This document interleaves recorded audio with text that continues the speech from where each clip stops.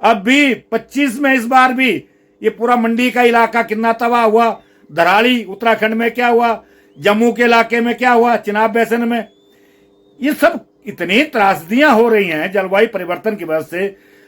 ये supreme court ने जो अभी फैसला दिया है उससे मुझे लगता है कि बहुत नुकसान होगा। और अरावली को ऐसे परिभाषित मत करिए। अरावली का संरक्षण करना जरूरी है, उसका दोहन करना जरूरी नहीं इस वक्त है, क्योंकि देखिए पर्यावरण का संकट अगले दौर में सबसे बड़ा संकट आने वाला है। अरावली पर्वत ही ये जो आपके हरियाणा, पंजाब और इधर को दिल्ली, इधर से आपका यूपी, इस इलाके को डिजर्टिफिकेशन से बचाता है। अगर ये पर्वत नहीं होगा तो सारा मरुस्थल फैल जाएगा, ये आगे तक आ जाएगा और बहुत स्थिति गंभीर होगी। ये जो इनसेंसिटिव हो गए हैं हम पर्यावरणीय मुद्दों पर और कॉरपोरेट दबाव में हम ये सब काम कर रहे हैं। दिल्ली में तो इसमें तो दिख ही रहा है, बिल्डर्स लॉबी का भी भूमिका है और माइनिंग माफिया तो फिर उसके साथ आगे काम करेगा। तो ये नए शहर बनाना या नई इंफ्रास्ट्रक्चर डेवलप करना, ये प्रोजेक्ट भी होगा और जो बन रहा निर्माण और उसके लिए सामान निकालना, इससे पूरा पर्वत खराब करके आप क्या करोगे? पूरे देश को बर्बाद करना चाहते हो। राजस्थान से होते हुए है वो रहने वाले, और उनको ये बात नहीं करनी चाहिए थी। जिस तरह मैंने उनका बयान सुना और वो जो कह रहे हैं कि हमने बड़ा जून में कोई इसके प्रोटेक्शन के लिए कोई नए नियम बनाए हैं, ये सब फेक होते हैं, इंप्लीमेंट नहीं होते हैं बाद में। अब ऐसी ही स्थिति हमारे सामने है। देखिए इस इलाके में राजस्थान के जो पूर्व की ओर के क्षेत्र है, इसमें अरावली के कुछ पर्वत श्रृंखलाओं की वजह से कुछ सिंचाई और पानी का बहाव होता है, नदियां यहाँ आती हैं। क्योंकि जो आपका पश्चिम वाला इलाका है वो तो मरुस्थल है, थार मरुस्थल है।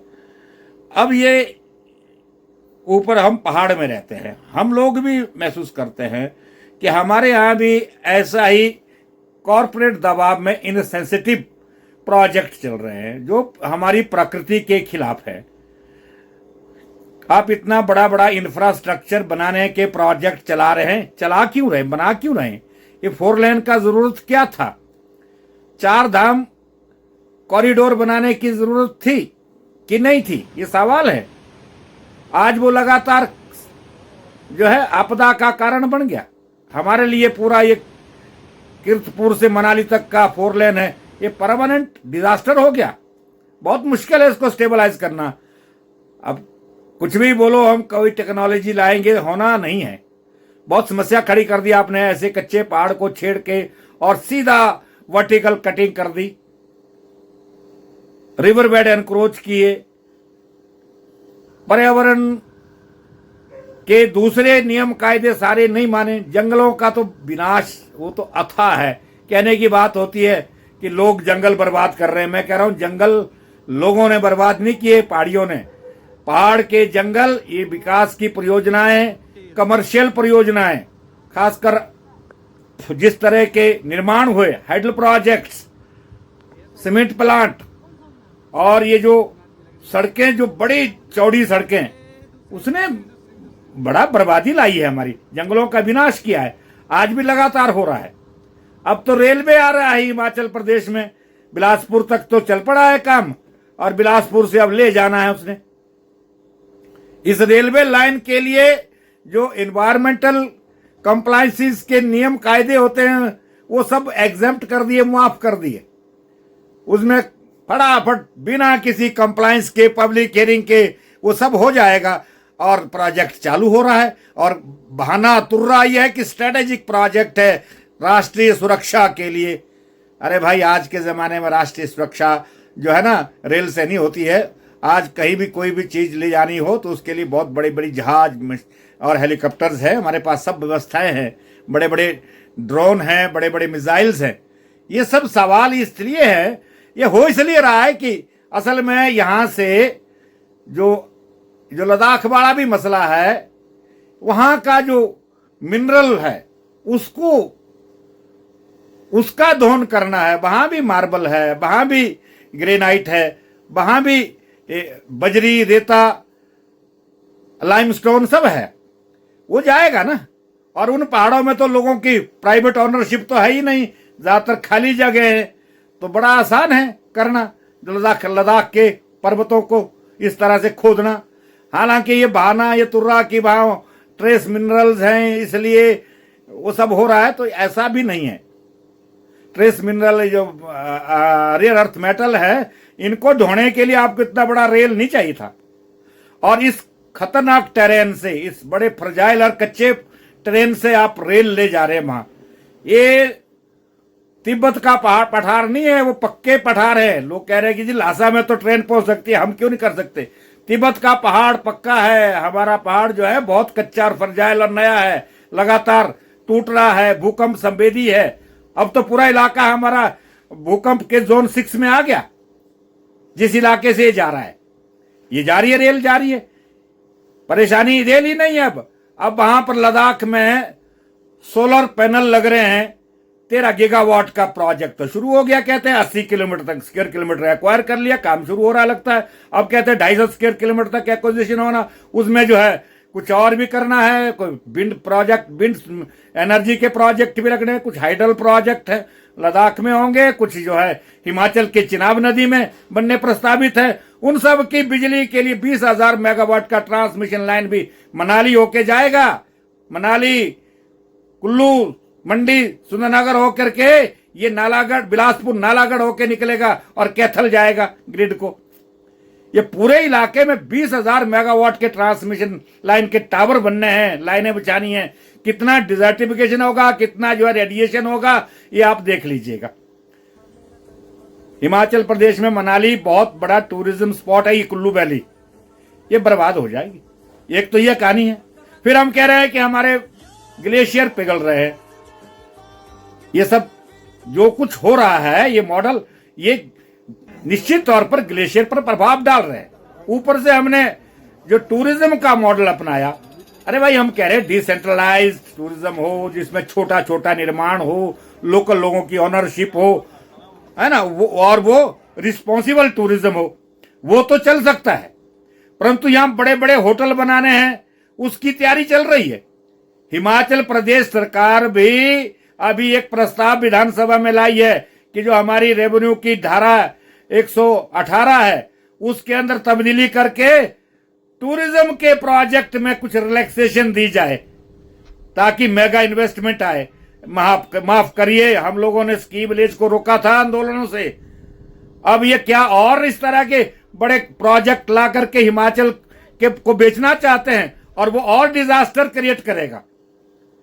हम लोग पिछले कुछ सालों से, हिमालय के लोग लगातार आपदा भुगत रहे हैं। उत्तराखंड में देख लीजिए 2013 में केदारनाथ की घटना, उसके बाद कितनी घटनाएं हुई। 2023 में हिमाचल का पूरा मनाली से लेकर ब्यास घाटी में कितनी हालत खराब हुई हमारी। अब भी 25 में इस बार भी ये पूरा मंडी का इलाका कितना तबाह हुआ। धराली उत्तराखंड में क्या हुआ, जम्मू के इलाके में क्या हुआ, चिनाब बेसिन में। ये सब इतनी त्रासदियां हो रही हैं जलवायु परिवर्तन की वजह से, उसके बावजूद हम मानने को तैयार नहीं है। मेगा इंफ्रास्ट्रक्चर डेवलप कर रहे हैं, बड़ी बड़ी मशीनों से खोद खुदाई तोड़ फोड़ चल रही है। इसे रोकना चाहिए। और कोर्ट भी, मैं परेशान हूं। अभी अरावली का फैसला भी सुप्रीम कोर्ट का इसी तरह विवादित है। और हिमाचल के संदर्भ में कुछ महीने पहले सुप्रीम कोर्ट ने कहा कि हिमाचल में जिस तरह का विकास का मॉडल चल रहा है, उससे तो हिमाचल नक्शे से मिट जाएगा। स्वीपिंग रिमार्क्स दिए हैं। मैं सोचा था कि इसमें मैं खुद पार्टी बनूं, बाद में मुझे समझ आई कि ये कहेंगे पहले ये लद्दाख की रेल भी जाने दो, बिजली के ट्रांसमिशन भी आने दो, उसके बाद हम माउंटेन स्पेसिफिक फ्रेमवर्क लगा देंगे। ऐसा सब कर सकते हैं, क्योंकि कोर्ट भारी दबाव में है, मुझे ये लग रहा है। और ये कोर्ट ही नहीं है, सरकार दबाव में है। कॉर्पोरेट्स जो है वो दे आर डिसाइडिंग थिंग्स। ये स्थिति हो गई है। मुझे खुशी है कि हरियाणा, राजस्थान के लोगों ने पिछले हफ्ते एक बड़े इथेनॉल प्रोजेक्ट को रोकने के लिए आंदोलन किया। ये सब जगह करना पड़ेगा, सारी जगह लोगों को आगे आना पड़ेगा, नहीं तो सरकारें और ब्यूरोक्रेसी और कोर्ट कॉर्पोरेट के दबाव में सब संसाधन बेचेंगे। इनको ये समझ ही नहीं आ रहा कि सबसे बड़ा संकट भविष्य में जलवायु परिवर्तन का आने वाला है। ये वैश्विक गर्मी की वजह से भी है और स्थानीय गतिविधियां जो हैं उसकी वजह से भी है। जैसे हम हिमाचल में ही देखते हैं, अभी दिसंबर एंड में मनाली में टनल बन गया, अटल टनल। अटल टनल से लाहौल जाने वाली गाड़ियां पिछले 2023 की मैं बात बता रहा हूं, एक दिन में 20 से 25 हजार गाड़ियां जो है टनल क्रॉस कर रही थी और जाकर के सिसु पहुंच रही थी। Is it good thing? ये उसकी कैरिंग कैपेसिटी है क्या? उसके ऊपर सीधे ग्लेशियर है हमारे, इतनी गाड़ियां जा रही है 20-30 हजार, उनके टॉप में 2-4-5 किलोमीटर हाइट पे जो है ग्लेशियर डिपॉजिट्स हैं। क्या वो पिघलेंगे नहीं? उसमें ब्लैक कार्बन नहीं जमेगा?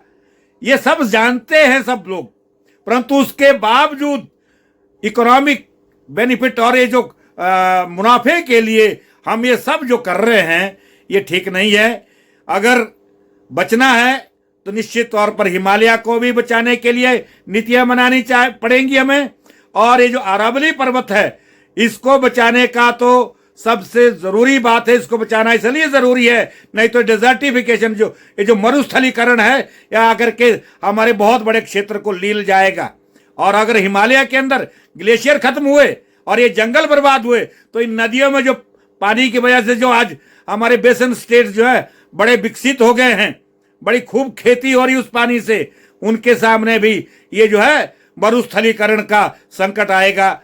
इसलिए मैं देश की जनता से भी और अपने इस इलाके के खासकर हिमालयन क्षेत्र के लोगों से और यहाँ के सामाजिक राजनीतिक कार्यकर्ताओं से भी कहूंगा कि वो सब खड़े हों हिमालय को बचाने के लिए, अरावली को बचाने के लिए, और पर्यावरण के सवाल पर गंभीरता से नीति निर्देशन किया जाना चाहिए और कानून बनने चाहिए। धन्यवाद।